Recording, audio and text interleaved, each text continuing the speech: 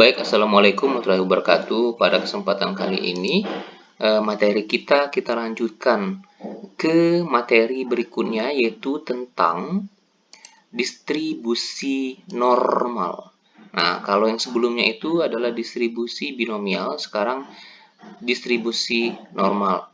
Nah, adapun kompetensi dasar yang akan kita capai, yang pertama yaitu menjelaskan karakteristik data berdistribusi normal yang berkaitan dengan data berdistribusi normal, serta kita dapat menyelesaikan masalah yang berkaitan dengan distribusi normal dan penarikan kesimpulan. Nah, deskripsi singkat materi. Metode yang juga dikenal dengan sebutan false distribution ini mendapatkan namanya dari kenyataan bahwa para penilai yang terlibat memang dipaksa untuk mendistribusikan nilai peserta didik ke dalam sejumlah kategori tuntas dalam satu tes yang sudah ditetapkan presentasi proporsinya. Nah, contoh dari grafik ini ya, terlihat misalnya gini, 10% tidak memuaskan, 20% perlu peningkatan, 40% berarti berprestasi bagus dan seterusnya. Jadi melihat kurva, hanya dengan melihat kurva normal, apakah dia itu memiliki tingkat yang baik atau tidak gitu. Nah, langsung saja ke materi yang pertama, yaitu distribusi peluang acak kontinu. Nah, tujuan pembelajaran ini diharapkan kalian dapat memahami konsep variabel acak kontinu. Lihat ada kata kontinu, berarti dia itu secara terus-menerus. Langsung ke uraian materi, distribusi peluang acak kontinu. Ya, nah pada modul sebelumnya kalian sudah belajar masalah variabel acak diskrit. Nah, yaitu variabel yang menggunakan bilangan bulat untuk menyatakan hasil suatu percobaan.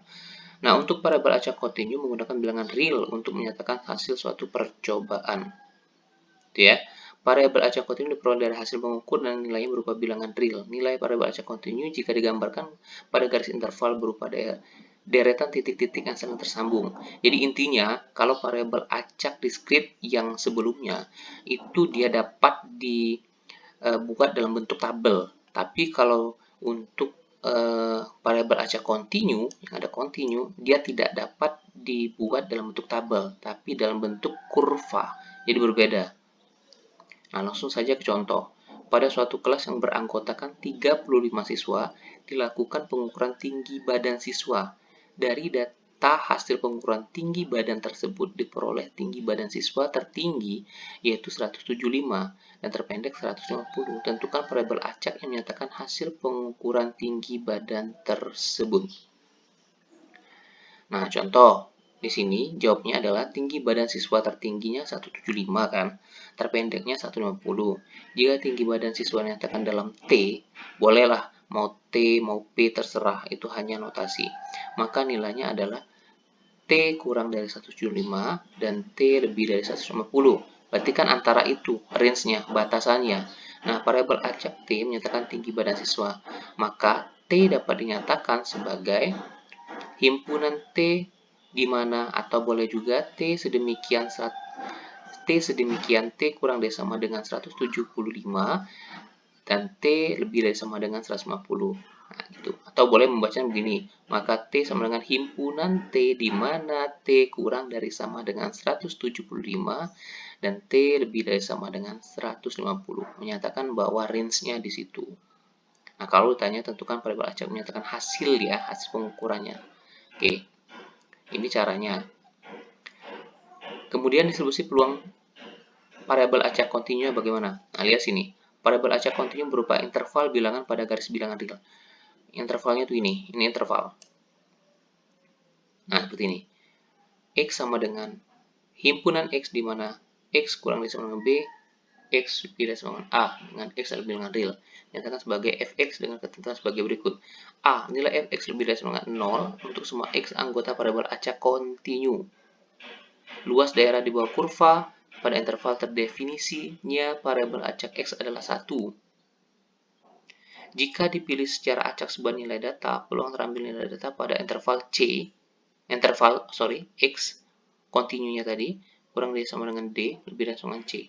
Oke, agak sedikit membingungkan dari pernyataan ini. Langsung saja kita lihat ke contoh soal. Lihat di sini, diketahui sebuah fungsi peluang sebagai berikut. Nih ya, lihat sini. Nah, ini fungsinya. X plus 1 per 4, ini batasnya. Intervalnya dari 0 sampai 2. Sudah ada interval. Berarti 0 sampai 2. Nah, 0 untuk X yang lainnya. Oke, tunjukkan bahwa f(x) merupakan fungsi peluang. Tentukan nilai peluang P, X kurang sama dengan 1. Tentukan nilai peluang P, X lebih dari dengan 1. Nah, pertama kita akan membuat grafik dulu. Nah, bagaimana cara membuat grafik seperti ini?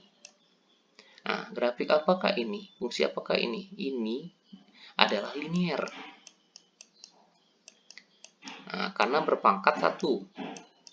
Ya, ini kan boleh juga ditulis seperti ini, 1/4 X ditambah 1/4. Nah, itu kan sama saja dengan ini, dalam interval 0 sampai 2. Nah, sekarang untuk menggambarnya, tentu kalau linear itu tentukan apa? Titik potong. Nah, titik potong pertama apa? Nah, titik potong pertama ketika Y-nya sama dengan 0, Y itu ini Y. Ya, fx itu kan sama dengan Y. Sama dengan X plus 1 per 4, ketika dia 0, berarti kan 0. Nah, kalau dia 0, ini 0, ya, berarti 4 kali 0, pindah ruas, 0 kan?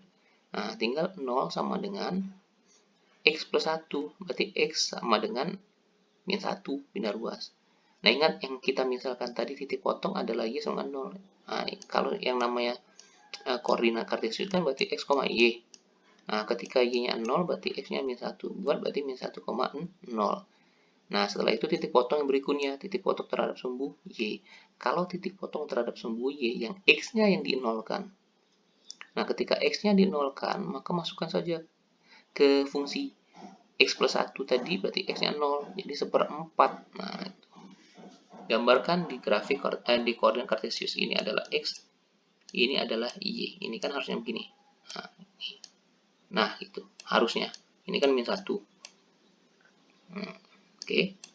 Ini titik potongnya di sumbu Y, ini titik potong di sumbu Y. Nah, pada interval X kurang sama dengan 2, X lebih dari sama dengan 0. Berarti interval yang diambil itu 0 sini ya, dan 2 sini. Berarti dari sini. Nah, ini. Intervalnya ini yang diambil. Luas daerah di bawah kurva. Nah, luas daerah di bawah kurva. Berarti luas daerah di bawah kurva itu ini berarti. Nah, gitu. Nah, kenapa yang tidak? Karena lihat intervalnya dari 0 sampai 2. Jadi ini tidak dihitung. Kecuali kalau intervalnya itu dari min 1 sampai 2. Nah, itu boleh dihitung. Tapi ini tidak. Berarti ini yang ditanya. Nah, bentuknya adalah segi 4 ya. Segi 4 itu tidak harus bentuk persegi. Beda ya. Segi 4 itu 1, 2, 3, 4. Jadi sisinya ada 4. Seperti bentuk trapesium. Nah, sekarang bagaimana caranya? Nah, untuk yang kali ini, dia tidak bisa dibentuk dalam tabel, tapi grafik kan. Nah, gunakan integral. Nah, integral pernah kita pelajari di kelas 11 kemarin. Integral ini 0 sampai 2. Nah, 0 ini selalu lebih kecil dibanding yang sini. Nah, ini adalah batas bawah, ini adalah batas atas. Hitungannya dari kalau di grafik berarti dari kiri ke kanan. Misalnya di sini min 1 sampai 10, berarti min 1-nya adalah batas bawahnya, 10 adalah batas atas. Nah, gitu. Diurutkan. Ini berarti 0-nya sini, 0, 2. Kalau dia 2 dengan 3, berarti 2-nya di sini, 3-nya di sini. Nah, fungsinya adalah X plus 1 per 4. dx menyatakan diferensial. Jadi, integral itu adalah kebalikan daripada turunan. Sekarang perhatikan sini, 0 sampai 2 ya. Nah, 1/4. Kenapa 1/4 di sini? Karena tadi ini kan 1/4 X plus 1/4 kan sama saja. Nah, jadi boleh kalau di integral itu bentuk koefisiennya boleh dikedepankan. Jadi 1/4 integral dari X plus 1 dx. Nah, ini kan sama nih, 1/4 X kali 1/4 kali 1 kan sama dengan ini. Setelah itu baru diintegralkan. Nah, lihat integral itu berarti pangkatnya selalu bertambah 1. Nah, saya contohkan kembali, mengingatkan ketika X itu integralnya apa? Integral dari sini ya. Integral ini berarti dia lihat pangkatnya 1 kan? Ini 1. Nah, berarti 1 tambah 1 1 tambah 1. Nah, gitu. Jadi 1 per pangkat ditambah 1, pangkat ditambah 1. Berarti dia setengah pangkat 2. Nah, setengah pangkat 2. Nah, bagaimana kalau bentuknya hanya konstan seperti 1? Ini ya, seperti 1. Gampang, tinggal tambah X, 1X. Nah, 1X itu adalah X, jadi tidak perlu ditulis 1. Nah, di sini 3, berarti 3X. Nah, itu integral. Nah, jadi 1/4 kali setengah X pangkat 2 ditambah X dengan batas atas 2, batas bawah 0. Nah, ingat, kalau dalam integral berarti kita substitusikan dulu yang besar, yang atas dulu.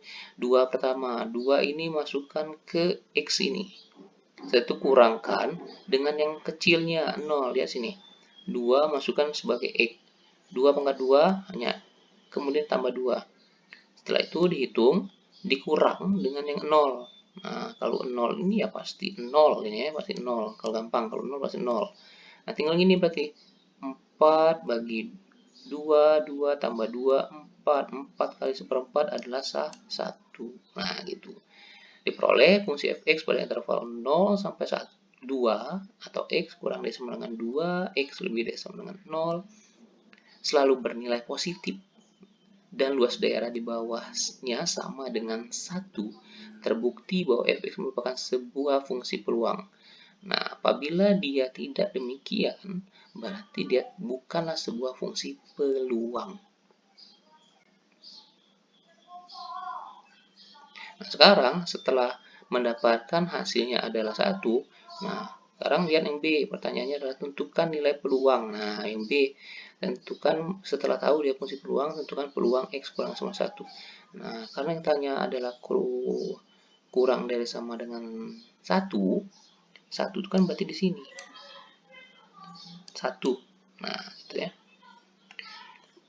Jadi 0 sampai 1. Nah, Pak, kenapa tidak dari min 1? Nah, lihat interval soalnya. 0 sampai 2. Berarti yang ditanyakan cuma kurang dari sama dengan 1. Berarti 0 sampai 1. Nah, gitu. Jadi cuma sampai sini yang tanya. Nah, bagaimana kalau cuma sampai sini? Itu ya. Dipotong. Nah, sama seperti kasus tadi. Berarti tinggal masukkan saja. Karena integralnya sudah ada. Tadi adalah setengah X pangkat 2 tambah X. Hanya berbeda adalah batasannya. Caranya sama. Hasilnya adalah 3/8. Ya. 3/8. Itu untuk nilai P peluang X kurang dari sama dengan 1. Terus, bagaimana yang lebih dari 1? Nah, lebih dari sama 1 berarti lihat sini. Karena kurang dari sama dengan 1 yang 3/8, kalau yang lebihnya ya gampang sebenarnya itu. Kalau mau menggunakan rumus integral juga boleh lagi. Kalau integral berarti dia itu nanti gini. Kalau lebih dari 1 ya. Kalau soalnya, nah lebih dari sama 1 berarti dia mulai dari 1 sampai 2. Nah, tapi karena ini sudah didapatkan yang kurang dari satunya, kalau tanya kebalikannya, berarti tinggal gini aja. 1 dikurang 3/8. Nah, gitu. Ya udah. Kalau mau pakai rumusnya kan panjang. Cukup gini. Yang ini tadi berapa hasilnya, dikurang ini. Ya kan dapat ini berarti. Berarti 1 dikurang 3/8, 5/8. Begitu. Nah, itu saja saya rasa untuk materi variabel acak kontinu. Jika ada pertanyaan, silakan kalian tanyakan. Terima kasih atas perhatiannya. Saya kira wassalamualaikum warahmatullahi wabarakatuh.